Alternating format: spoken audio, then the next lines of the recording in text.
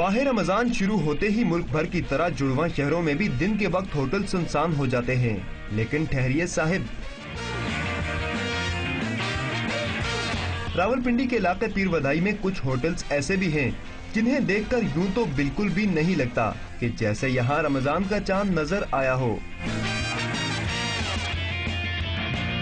कोई खाने में मसरूफ तो कोई तंबाकू नोशी में, और उज़र वही पुराना। जनाब, मुसाफिर जो हैं क्या करें? मुसाफिर का रोजा नहीं होता है। मेरे गुर्दे की तकलीफ है, मरीज है जी, इसलिए बीमार हूँ, इसलिए मैं यहाँ के आके बैठा हूँ। होटल मालिकान का कहना है कि वो तो मुसाफिरों, मरीजों और गैर मुस्लिमों की सहूलियत के लिए ये होटल खुले रखते हैं, लिहाजा कोई माह रमजान में इनकी नीयत पर शक न करे। खाना कौन खाता है ये तो इन्हें मालूम ही नहीं।